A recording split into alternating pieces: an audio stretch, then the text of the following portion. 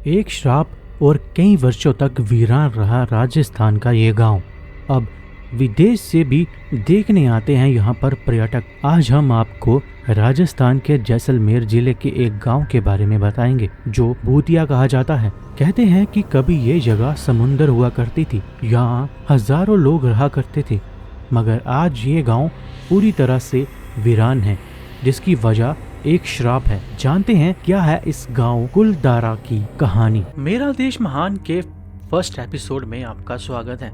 आज की जो कहानी है वो कुलदारा विलेज की कहानी है और ये कहानी सत्य घटनाओं पर आधारित है।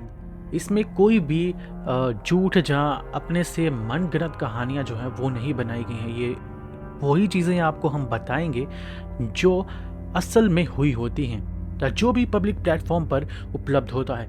हम आपको अपने इतिहास और भारत की धरोहर से जोड़ने का एक प्रयास कर रहे हैं। हमारी इस सीरीज में हम ऐसी जगहों के बारे में बात करेंगे जिनके बारे में जहाँ तो आम लोग भूल चुके हैं, जहाँ वो इतिहास के पन्नों में छुप के रह चुकी हैं।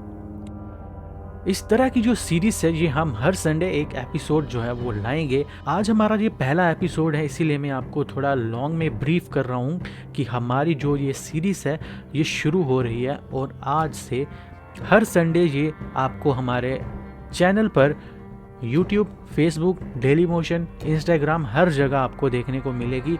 हर संडे आप हमसे 9 बजे रात को जुड़ें और इस सीरीज का आनंद उठाएं।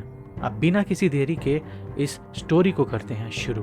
कुलदारा विलेज राजस्थान राज्य के जैसलमेर से करीब 17 किलोमीटर पश्चिम में बूदगांव गांव है। कुलदारा 3 शताब्दियों पहले यहाँ एक समुंदर हुआ करता था, मगर आज ये रहस्य में डूब एक गांव है। यहाँ अब कोई नहीं रहता। इस गांव की स्थापना साल 1291 में पालीवाल ब्राह्मणों ने की थी। शुष्क रेगिस्तान में बने होने के बाद भी यहाँ भरपूर फसल उगती थी। इसकी वजह ये जगह कभी काफी समुंदर हुआ करती थी, मगर साल 1825 में एक रात को कुलदारा और आसपास के 84 गांव के सभी लोग अंधेरे में गायब हो गए। कहते हैं कि एक दुष्ट मंत्री सलीम सिंह को गांव के मुखिया की बेटी पसंद आ गई। उसने ऐलान कर दिया कि वह उसकी सहमति से या बिना सहमति के भी उससे शादी करेगा। उसने गांव वालों को धमकी दी कि अगर वह उसकी इच्छा का पालन नहीं करेंगे तो उन्हें इसके गंभीर नतीजे भुगतने पड़ेंगे। कहते हैं कि उस मांग को मानने के बजाय गांव वालों की परिषद ने रातों रात अपने पुश्तैनी घरों को छोड़ने का फैसला किया। हालांकि उन्होंने वहां जाने से पहले कुलदारा को श्राप दिया था कि कोई भी यहाँ बस नहीं पाएगा। श्राप के अनुसार गांव आज भी वीरान है। कोई भी गांव में एक रात भी नहीं बिता पाया है। कुछ लोगों ने बाद में वर्षों में यहाँ बसने की कोशिश की, लेकिन उन्होंने पैरानॉर्मल एक्टिविटीज का एहसास किया है। कुलदारा के खंडर उस युग का वास्तुकाल की उत्कृष्टता का एक बेहतरीन उदाहरण है। कई देवी देवताओं की है यहाँ पर मूर्तियाँ। गांव वालों की झोपड़ियाँ टूटकर खंडर बन चुकी हैं। यहाँ एक देवी मंदिर के भग्नावशेष बचे हैं। मंदिर के अंदर मिले शिलालेख से पुरातत्वविदों को गांव और यहाँ रहने वाले लोगों के बारे में जानकारी मिली। आज राज्य पुरातत्व विभाग ने इस गांव को संरक्षित स्मारक घोषित किया है। कुलदारा गांव में रहने वाले ब्राह्मण वैष्णव धर्म का पालन करते थे।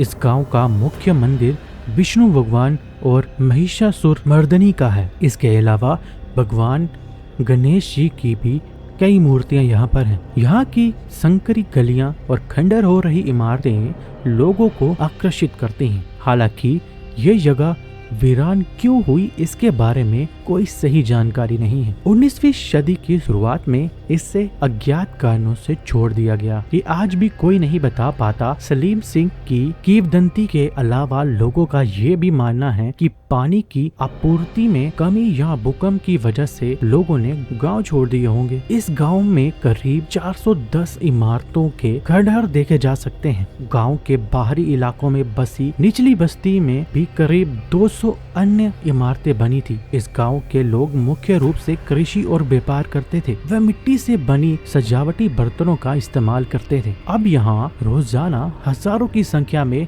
देश विदेश से सैलानी घूमने आते हैं। गांव में आप सुबह 8 बजे से शाम 6 बजे तक घूम सकते हैं, क्योंकि इस जगह को भूतिया माना जाता है। लिहाजा स्थानीय लोग सूर्यास्त के बाद द्वार बंद कर देते हैं।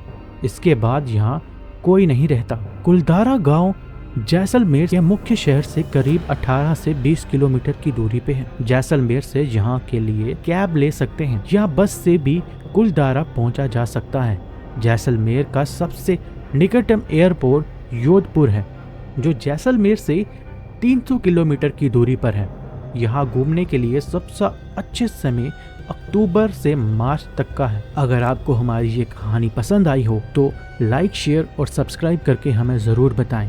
मेरा देश महान की इस सीरीज़ में अगर आप भी हमारे साथ जुड़ना चाहते हैं तो आप हमें फंड्स के थ्रू भी मदद कर सकते हैं। हमारा QR कोड यहाँ पर लगा हुआ है, आप इसे स्कैन करके हमें फंड्स के थ्रू मदद कर सकते हैं, ताकि हम आपके लिए और भी अच्छा कंटेंट जो है वो लेके आएँ। अगर आप चाहते हैं हमारे साथ स्पॉन्सरशिप करना तो आप हमें इस मेल ID पे भी कांटेक्ट कर सकते हैं स्पॉन्सरशिप के लिए। इसी तरह की वीडियोस जो हैं वो हम आपके लिए हर संडे लाते रहेंगे। अगर आपको हमारी ये जो सीरीज़ है ये पसंद आई तो हम और भी ज़्यादा मेहनत करेंगे कि आपको हमारा जो कंटेंट है वो ज़्यादा इम्प्रूव और ज़्यादा बेहतर तरीके से हम दिखा पाएँ। अगर आपको हमें कोई सजेशन देनी है तो आप हमें कमेंट्स बॉक्स में अपनी जो राय है वो हमें दे सकते हैं। फ़िलहाल अगली वीडियो में मिलेंगे आपसे, तब तक के लिए हमें इजाज़त दीजिए और अपनी सपोर्ट जो है वो हमें ज़रूर दीजिएगा।